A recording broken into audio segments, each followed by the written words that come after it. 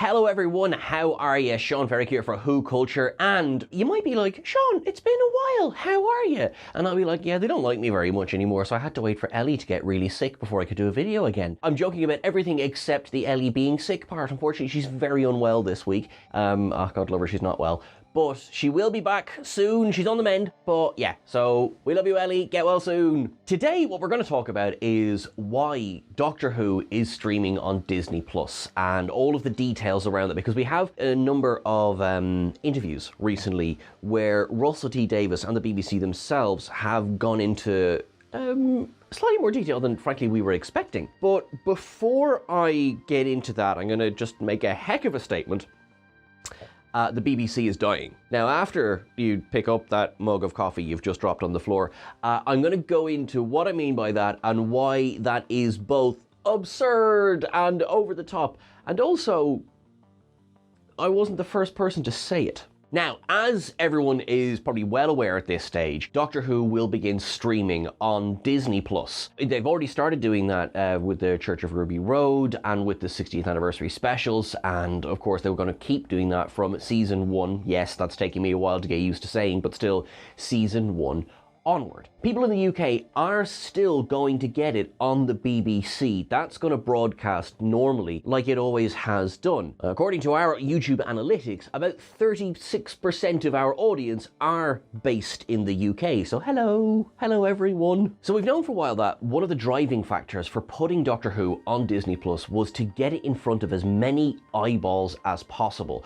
Russell has spoken about wanting to level up Doctor Who in the past, and that is certainly the direction that it seems to be going now. Both Russell and the BBC have given more context and details as to why they feel that Doctor Who should now begin to move toward being a more streaming focused show. Russell recently made an appearance on They Like to Watch podcast, and he was straight up asked, look, the BBC feels it can get more out of Doctor Who, so what conversations did you have before you came back?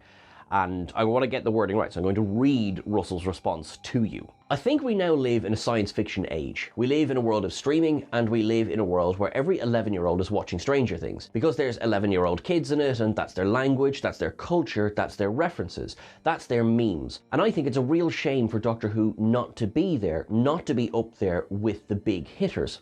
So that bit we knew already. He wants to get Doctor Who leveled up and in front of the most eyeballs possible. But listen to what he said next. And I'm sitting there watching The Mandalorian, Stranger Things. I think, well, if I'm watching that, that should also be Doctor Who. So even before they approached me, I had already said in various interviews, I think Doctor Who would have to become a co-production. There's no way the BBC is going to fund that. You've also got to look in the long term at the end of the BBC, which is somehow, surely, undoubtedly on its way in some shape or form. Is Doctor Who going to die then? No, we've got to literally prepare for that kind of stuff. Now listen to that again. The end of the BBC. Now, this is pretty shocking stuff for Russell, who has always been an advocate for linear television. The traditional ways of TV, if you will. Just a few years ago, when he was doing the awards circuits for the fabulous show It's a Sin, he had this to say.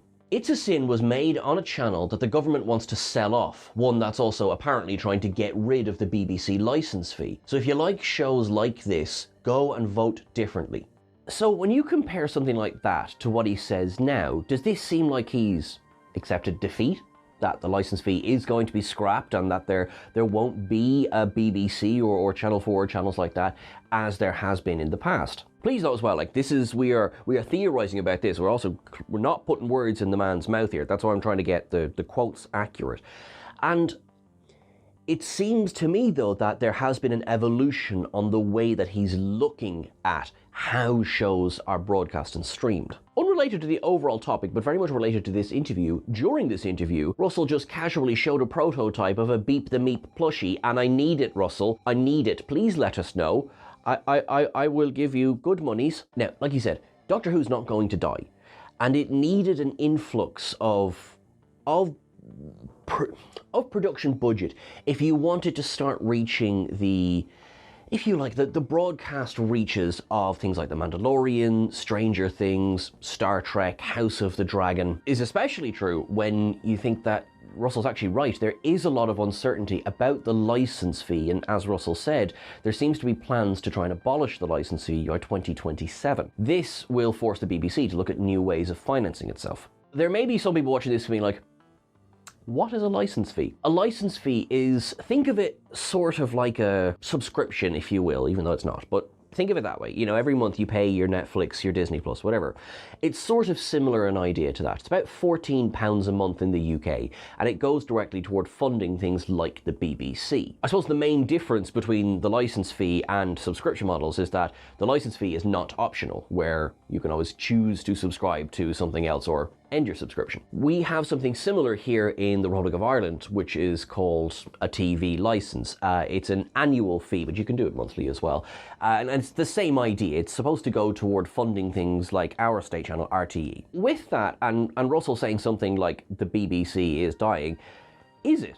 Well, yes, with an asterisk.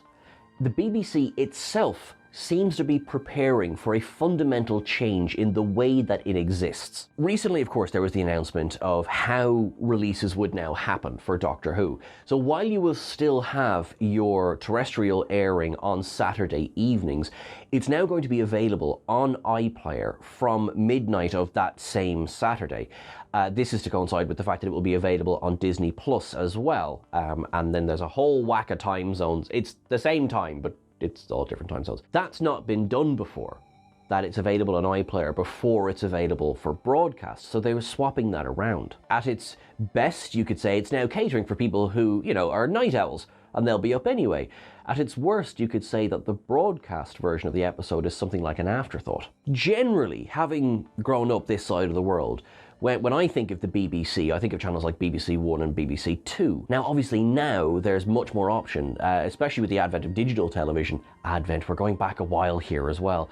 But now you've got shows like BBC Three, for example, who are airing they've just completed airing the current season of RuPaul's Drag Race UK versus the World. BBC Three has grown by streaming things like Drag Race. And not to say that, you know, Drag Race has inspired Doctor Who now moving to streaming. But now that we know that Jinx Monsoon is in season 1 as well, these two things don't exist in a vacuum of each other, is basically what I'm trying to say. Moving away from speculation for a second, a recent report flat out described a BBC for the future.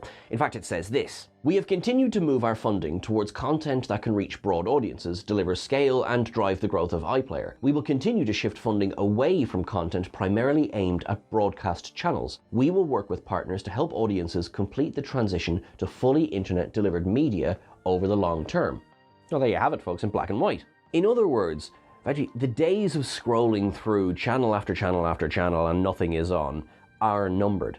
And the BBC wants to move toward creating its content and broadcasting via iPlayer. In theory, it wouldn't be very surprising to see the license fee replaced with an iPlayer subscription fee. So it is strange to see Doctor Who sort of moving away from its traditional home, and it's still odd to see the Disney logo all over our lovely little phone box. But it does seem to be emblematic of what BBC plans in the long term for all of its content. Not necessarily that they will partner with Disney on every production, but that it will move online to a streaming-based platform. I think as well, in a way, Doctor Who moving to a co-production, particularly with Disney, is only going to help Doctor Who expand and survive.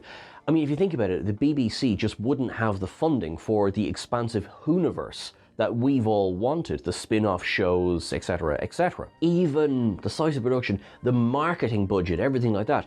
If you go back not that long ago, you will see us decrying the fact that there seems to be no advertising, no marketing for Doctor Who, and now it's everywhere. So everything we've seen since Disney came along the scene has only benefited the show, and it's changed it from if it had still been solely under the Beebs' control. Russell effectively said as much in a recent interview. If Disney collapsed tomorrow and we had to go back to making Doctor Who on a normal BBC budget, you know what? We'd all rally around and make it, and suddenly the stories will become claustrophobic ghost stories. A lot of people would like that very much. So I'm not saying you have to have this happen, but while it's happening elsewhere, I think it's unfair that it doesn't happen to Doctor Who.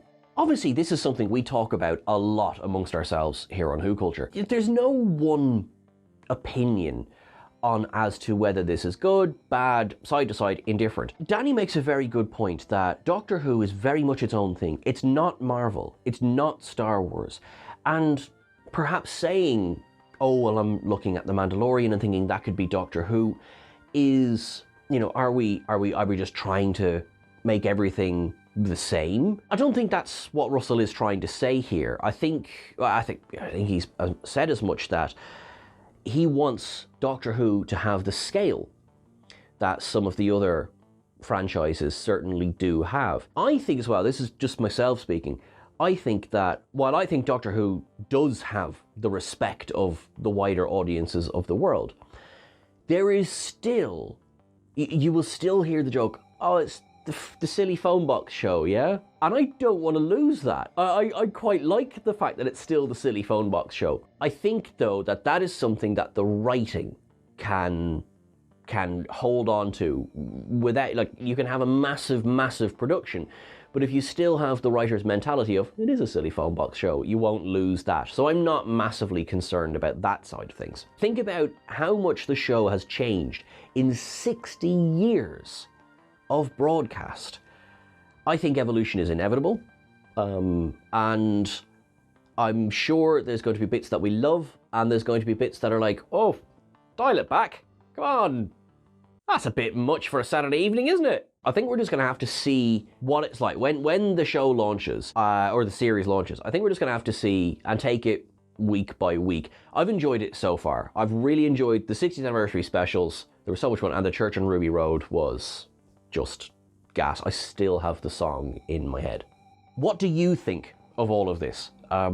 Because I suppose, I mean, you've been with us on the journey of finding out this, finding out that, you know, where's it being broadcast, where's it? To my fellow people in the Republic of Ireland, the 60th anniversary specials and the Church on Ruby Road are available to watch on RTE Player. No word yet as to season 1, whether that's going to be broadcast, so fingers crossed. Here on the channel, of course, we have trailer breakdowns, we have news coming out, if not daily, then certainly weekly. We will continue to bring that to you. I will continue to try and muscle in on some of these videos as well, because I really enjoy doing these. Thank you for letting me do it. And thank you all for watching along. You're awesome, you're wonderful. Please follow us on the various socials. That's probably the fastest way of staying up to date on everything. And then we will come to you when we have a video to show you. Not my best outro I've ever done, I won't lie, but I think yous are awesome. Thank you very much, keep things wibbly wobbly, and I'll talk to you soon. Bye.